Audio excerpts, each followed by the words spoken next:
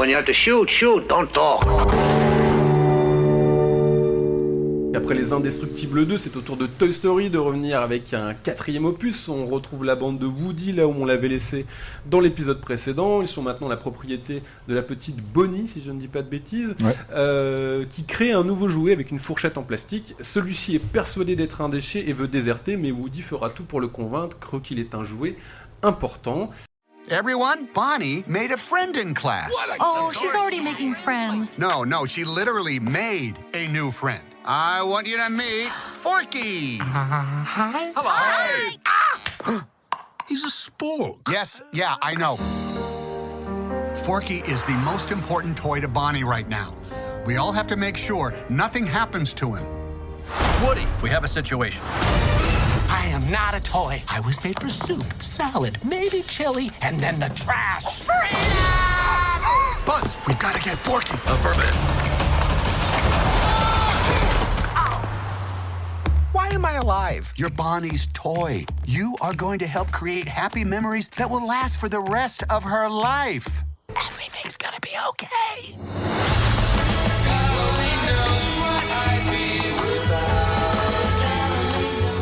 C'est réalisé par Josh Collet, dont c'est le premier long métrage, mais comme d'habitude chez Pixar, c'est des gens qui ont souvent travaillé sur les volets précédents.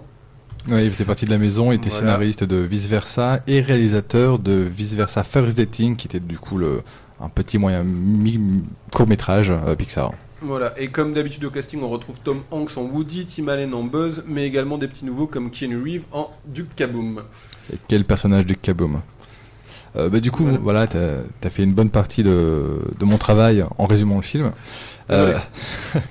Alors, que dire sur Toy Story 4 Déjà, je pense qu'on peut pas parler du film sans parler de la polémique qui a déclenché son annonce. C'est-à-dire que tout le monde avait pleuré à chaudes larmes sur Toy Story 3, avait adoré Toy Story 3, trouvait que Toy Story 3 était un chef-d'œuvre. Le 4 semblait superflu. Pour ma part, je trouve que, et étonnamment, c'est pas du tout le cas. C'est vraiment la fin que méritait cette franchise. Pourquoi ? Parce que le scénario a réussi à réinventer un peu, en tout cas à redistribuer les enjeux de ce qu'avait posé la première trilogie. On était resté sur les 3 premiers films, sur qu'est-ce que le fait d'être un jouet, comment se sortir de peut-être du fait d'être remplacé. On avait vu ça entre autres avec Buzz qui arrivait à remplacer un peu Woody, avec la perte de jouets, ce genre de choses. Le 4 va plutôt parler du lâcher prise très intéressant dans le sens où déjà il va concerner le personnage de Woody qui va par la force des choses se rendre compte qu'il peut avoir une vie en dehors d'être le jouet de son propriétaire, ou de Woody. Effectivement, qui aujourd'hui donc Woody appartient donc à Bonnie et non plus à Andy. Derrière, qu'est-ce qu'on pourrait dire sur Toy Story ? Tout simplement, c'est que Andy, du coup, le personnage principal, l'enfant principal de la trilogie, ayant été défait de ses jouets par l'âge, il est rentré dans Toy Story 3 à l'université, il les a donné à une petite fille qui s'appelle Bonnie.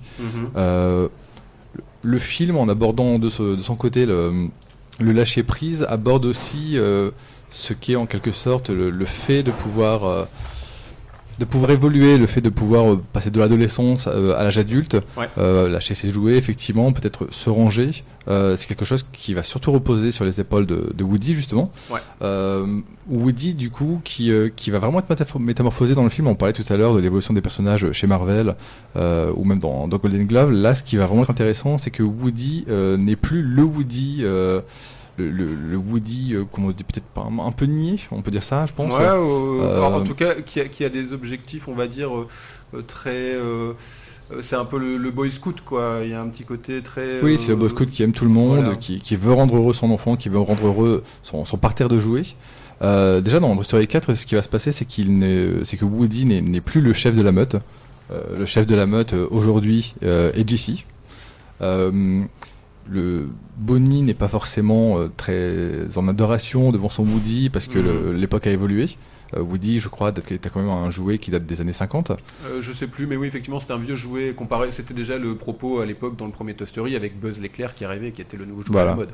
Et en fait, c'est ce que j'aime beaucoup dans ce numéro 4, c'est qu'à la fois, il va continuer à avoir un discours métaphysique autour de ce qu'est un jouet, ce que peut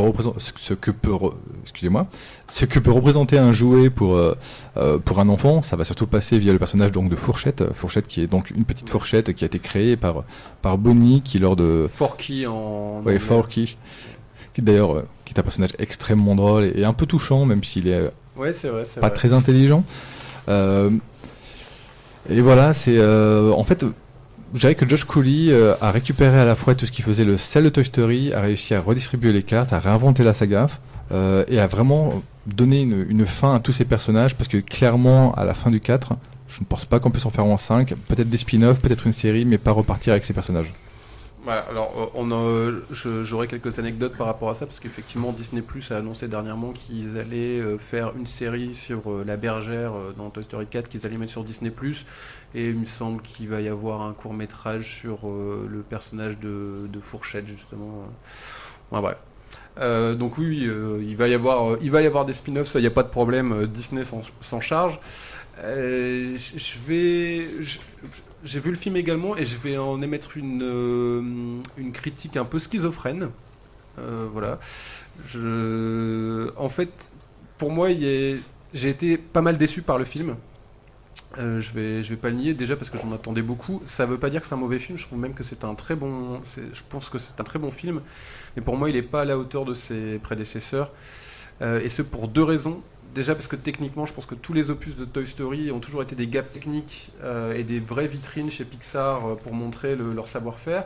J'ai pas l'impression que ce soit le cas ici, en tout cas je le trouve assez peu démonstratif. C'est un film qui est très beau, hein, qui est très bien fait techniquement, mais bon, il faut se rappeler que ce soit le 1 ou même le 2, qui sont des films qui étaient... Le 2 qui devait être normalement...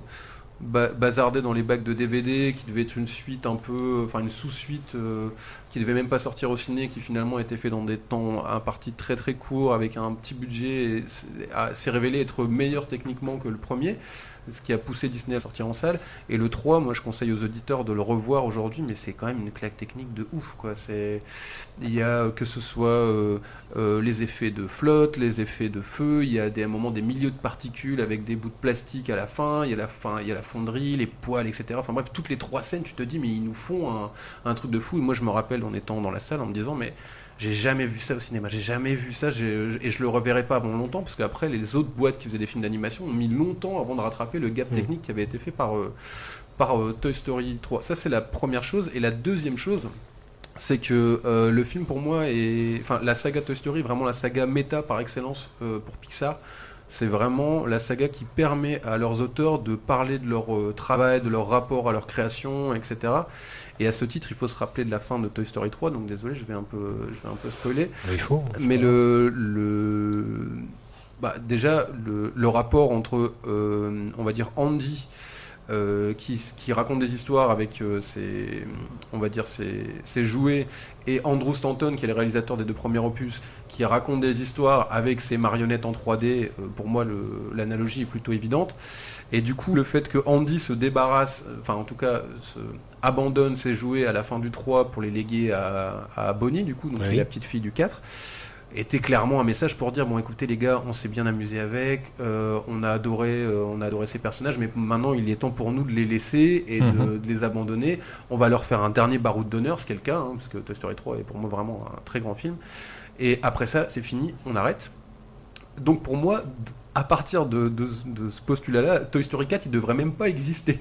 C'est-à-dire qu'ils avaient annoncé que c'était la fin. D'ailleurs, ils avaient même dit bah c'est bon, Toy Story 3 c'est le final.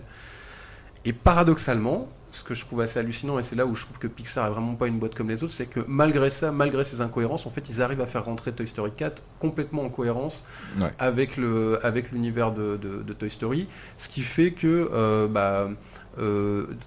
surtout avec le rapport de la transmission, etc., Et donc le film est super touchant parce qu'il nous dit on sait très bien qu'on n'est pas Brad Bird, on sait très bien qu'on n'est pas Andrew Stanton, mais par contre on va faire de notre mieux, et effectivement le film est quand même super bien, donc là-dessus en fait ça dégoupille les critiques négatives comme celles que je viens de formuler juste avant. C'est pour ça que je disais que ma critique était un peu schizophrène. Voilà, mais c'est tout. Sinon effectivement c'est un très bon film, allez le voir, il n'y a pas de doute là-dessus. Est-ce qu'il y a quelqu'un qui veut intervenir ou c'est bon, on fait une petite pause musicale? C'est très joli, encore!